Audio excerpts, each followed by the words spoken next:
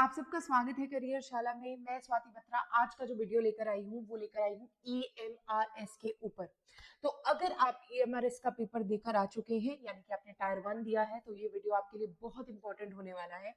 पहले बता दूं इनमें क्या डिस्कस करने वाले हैं। हम कट ऑफ डिस्कस करने वाले हैं नॉन टीचिंग सारी पोस्टों के लिए, बुक्स डिस्कस करने वाले हैं और तैयारी क्या की जाए और पेपर कब हो सकता है उसके बारे में बात करने वाले हैं। तो अगर आप वो है जिसने EMRS का पेपर दिया है तो वीडियो को एंड तक देखिएगा और मुझे बताइएगा कि आपका एक्सपीरियंस पेपर को देने का कैसा था, क्योंकि उसी के बेसिस पे एनालाइज होगा कि आपका पेपर क्लियर होगा टायर 1 के नहीं। पहली इंपॉर्टेंट चीज जो मैं यहाँ पे बोलना चाहूंगी, जिन जिन बच्चों ने टायर 1 दिया है उनको बहुत अच्छे से पता है कि 10 गुना सीटों के ही बच्चे बुलाए जाएंगे, तो ज्यादा बच्चे नहीं बुलाए जाएंगे। जितनी सीटें हैं उसका 10 टाइम्स बुलाया जाएगा टायर 2 के लिए। तो ऑल द वेरी बेस्ट सबको मेरी तरफ से। आई नो सबकी धड़कनें बिल्कुल तेज होंगी और आंसर शीट्स आप चेक कर चुके हैं। सो शुरू करते हैं आज का वीडियो। जो नॉन टीचिंग की पोस्टें हैं उनमें अप्रोक्सीमेटली 5 पोस्ट है जो बेसिकली है JSA की पोस्ट। उसके साथ ही JSA के साथ अकाउंटेंट की पोस्ट, हॉस्टल वार्डन की पोस्ट, फील्ड नर्स की पोस्ट है और उसके साथ एक लैब अटेंडेंट की पोस्ट है। तो ये 5 पोस्ट है जिनके बारे में हम बात करने वाले हैं। सबसे पहले शुरू करते हैं यहाँ पर हमारे पास JSA की पोस्ट के लिए। तो कट ऑफ की डिस्कशन कर लेते हैं, कट ऑफ के बाद हम किसी और चीज पे जाएंगे। कट ऑफ अगर मैं बात करूं JSA का जो कट ऑफ जाएगा वो 58 से 60 के बीच में जाएगा। 58 से 60 मार्क्स अगर आपके स्कोर हो रहे हैं तो आप क्लियर कर जाएंगे। अगर इससे कम है तो आई एम सॉरी, आप पेपर नहीं क्लियर कर पाएंगे। बाकी अगर आप बात करते हैं OBC SC ST के लिए तो आपको पता होना चाहिए आप वहां पे -3 -5 कर सकते हैं। OBC के लिए -3, SC ST के लिए -5। तो उस अकॉर्डिंग आप अपना आइडिया लगा सकते हैं कि आपका क्लियर होगा या नहीं होगा। उसके बाद अगर मैं हॉस्टल वार्डन की बात करूं तो 54 टू 56 मार्क्स अगर आप स्कोर कर लेते हैं तो आप सिलेक्ट हो जाएंगे। इनके बीच में भी हो सकता है, इट कैन बी 53, 54, 55 और 56। इतना आपके पास विंडो है। अगर इसमें आपके मार्क्स बन रहे हैं तो आप क्लियर कर जाएंगे और टायर 2 की तैयारी जरूर शुरू कर दीजिए। बाकी रिजर्व कैटेगरीज के लिए आप अपने आप हिसाब लगा सकते हैं। अगर किसी को स्पेशली कुछ पूछना है तो आप कमेंट सेक्शन में बताइए, I discuss it there. Female nurse के लिए अगर मैं बात करूं तो फीमेल नर्स के लिए 40 से 42, अकाउंटेंट के लिए 54 से 57, लैब अटेंडेंट के लिए 55 से 58 कट ऑफ रहेगा।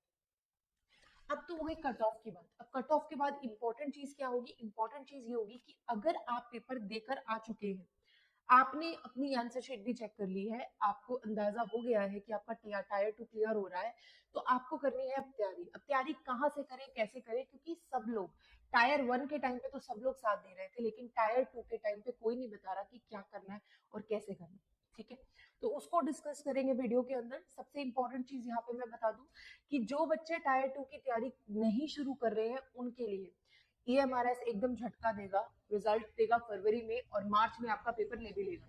मतलब they will be giving you maximum of 30 days, minimum they will be giving you 20 days. बीच में 20 दिन का गैप होगा, आपका पेपर टायर 2 का हो जाएगा। तो आपके पास उस टाइम बिल्कुल भी टाइम नहीं होगा कि आप तैयारी के लिए आगे जा सके। तो अगर आप सोच रहे हैं कि आपका पेपर क्लियर होगा तो अभी से तैयारी को शुरू करो। ठीक है। बहुत सारे बच्चे तो जो हमारा लैंग्वेज कॉम्पिटेंसी था उसमें ही निकल जाएंगे। प्लीज कोशिश करो कि अगर तुम्हें लग रहा है कि तुम्हारा पेपर सही हुआ है तो गो फॉर इट, अपनी तैयारी को करो और टायर 2 के लिए तैयार हो जाओ, कमर कस लो टायर 2 के लिए। टायर 2 में अगर मैं बात करूं तो 40 क्वेश्चंस ऑब्जेक्टिव होंगे और 15 क्वेश्चंस आपके डिस्क्रिप्टिव होंगे। 40 क्वेश्चंस ऑब्जेक्टिव और 40 मार्क्स, 15 क्वेश्चंस डिस्क्रिप्टिव और 60 मार्क्स के होंगे। 4 मार्क्स का आपका ईच क्वेश्चन होने वाला है। आपको पता है कि आपको जो भी तैयारी आपको कही जा रही है, जो भी सिलेबस है, सिलेबस क्लियरली वेबसाइट के ऊपर दिया हुआ है। अगर नहीं पता तो प्लीज कमेंट सेक्शन में बताना, मैं PDF डाल दूंगी। PDF में क्लियर क्लियर सिलेबस मेंशन है। अब इसकी तैयारी कैसे करें? देखो, अगर मैं बात करूं तो मॉक्स के लिए बहुत सारे इंस्टीट्यूट्स ने बुक्स निकाली हैं। आपको बुक्स नहीं लेनी, आपको ऑनलाइन मॉक्स भी मिल रहे हैं। उसके लिए भी according to the post different mocks होने वाले हैं, क्योंकि सबका सिलेबस अब डिफरेंट हो गया है। जैसे जेएसए के सिलेबस में कंप्यूटर्स ज्यादा आ रहे हैं, लैब अटेंडेंट के सिलेबस में बायोलॉजी, केमिस्ट्री, साइंस से रिलेटेड क्वेश्चन आ रहे हैं, अकाउंटेंट के सिलेबस में अकाउंटेंसी से रिलेटेड क्वेश्चंस है, उसी तरह हॉस्टल वार्डन के सिलेबस में पॉस्को या जो भी रिलेटेड टॉपिक्स है वो, और फीमेल नर्स के टॉपिक में उनके रिलेटेड क्वेश्चंस आ रहे हैं। तो सबका अलग हो जाएगा टायर 2, लेकिन प्रिपेयर करने का तरीका बिल्कुल एक है। मैं बताती हूँ कैसे। आपने टायर 2 का सिलेबस निकालना है, सिलेबस के जितने भी टॉपिक्स हैं उन पे आप वीडियोस चेक ऑन कर सकते हैं, आपको वीडियो कंटेंट बहुत मिल जाएगा, मैंने खुद चेक की है तभी मैं बता रही हूँ।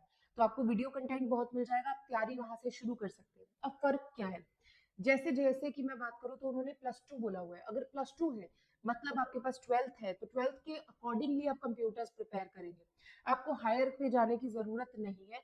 आप उतना प्रिपेयर कीजिए जितना टॉपिक 12th में आ रहा है कंप्यूटर्स का, आप चेक कर लीजिए ऑनलाइन, आपको वीडियोस मिल जाएंगे।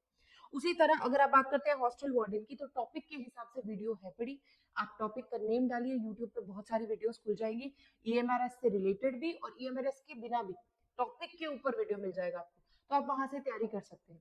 टॉपिक्स को लिख लीजिए, कम से कम 15-15 टॉपिक्स है हर एक के टायर 2 के, उनको बार बार रिवाइज करिए, क्योंकि एक चीज मैं बता दूं, it is very easy to clear a objective paper but descriptive can be a problem for the one who has done objective. क्यों? क्योंकि जब आप ऑब्जेक्टिव करते हैं तो आप लिखने की कला भूल जाते हैं, आप आंसर को फ्रेम करना भूल जाते हैं। तो अभी से शुरू करिए अपने आंसर को फ्रेम करना, जितना ज्यादा आप फ्रेमिंग में ध्यान देंगे उतना आपके पास क्या कह सकते हैं कि मौका है आपको पेपर क्लियर करने का। So try writing the answers. जैसे फॉर एग्जांपल जेएसए में है ऑपरेटिंग सिस्टम, तो आपने उस ऑपरेटिंग सिस्टम के बारे में लिखने की कोशिश करनी है कि आप कितने अच्छे से उसको एक्सप्लेन कर पाते हैं, कितने अच्छे से अपने वर्ड्स को फ्रेम कर पाते हैं। तो जितना आप पढ़ेंगे या जितना आप वीडियोस देखेंगे, कंटेंट को कंज्यूम करेंगे, उसको उतना लिखने की भी कोशिश करिए। ठीक है। सो अब आ जाता है जो पेपर है, पेपर मैंने आपको बता दिया कि मिड ऑफ मार्च में होना है। उसके बाद अब तैयारी कैसे करें, अब कई बच्चे होते हैं जिनको बुक्स की जरूरत पड़ती है, जिनका काम वीडियो से नहीं होता है। अब फॉर एग्जाम्पल अगर कोई बच्चा प्रिपेयर कर रहा है और उसे 100% श्योरिटी है, तो वो उन बुक्स को भी रेफर कर सकता है जिनकी हम बात करने वाले हैं। सबसे इंपॉर्टेंट मैं बात करूंगी हॉस्टल वार्डन की, तो 2-3 आपको ऑप्शंस दे रही हूँ, नीचे आपके लिखे होंगे, आप वहां से भी चेक कर सकते हैं। यूथ कंपटीशन टाइम्स की बुक है, आप डिस्क्रिप्शन में चेक कर सकते हैं, आपको मिल जाएगी हॉस्टल वार्डन की। अड्डा 24/7 बाय चेतन सर बुक है, 3 बुक्स है, यूथ कंपटीशन टाइम्स, अड्डा 24/7 की एक बुक है, टायर 2 की बाय चेतन सर करके एक बुक है, वो भी टायर 2 की है, तो आप वो भी परचेज कर सकते हैं। अकाउंटेंट के लिए अगर मैं बात करूं तो आरबी प्रसाद की बुक है और विकास ग्रोवर की बुक है, जो आप परचेज कर सकते हैं अपने टायर 2 की तैयारी के लिए। उसके बाद जेएसए में मनीषा जैन की बुक है, और यही जो आपके पास है या यूथ कंपटीशन टाइम्स की बुक है, वो आप परचेज कर सकते हैं। अब लैब अटेंडेंट के लिए वीवीआर की बुक है, वीवीआर की बुक है और सुधीर सुखेजा की बुक है, आप वो प्रिपेयर कर सकते हैं। तो ये आपके पास बुक्स हैं जिनके लिए आप प्रिपेयर कर सकते हैं। और अगर आपको लगता है कि आपको प्रिपरेशन करनी है टायर 2 की, तो मेरे हिसाब से ये इससे बेहतर टाइम नहीं होगा। You have to be active, you have to be fast, you have to be good with your writing skills also. तो डिस्क्रिप्टिव रखा ही इसलिए गया है कि आपकी राइटिंग स्किल्स को टेस्ट किया जा सके कि आपको सच में किसी चीज के बारे में जानकारी है या नहीं। So all the very best, लगे रहिए। अगर आपको ये वीडियो काम का लगा तो प्लीज लाइक कर दीजिएगा और मेरे व्हाट्सएप चैनल और टेलीग्राम चैनल को ज्वाइन कर लीजिएगा। ऐसी और वीडियोस के लिए मैं आती रहूंगी आगे और आपको गाइड करती रहूंगी आपके करियर से रिलेटेड चीजों में। धन्यवाद और हौसला बनाए रखिएगा।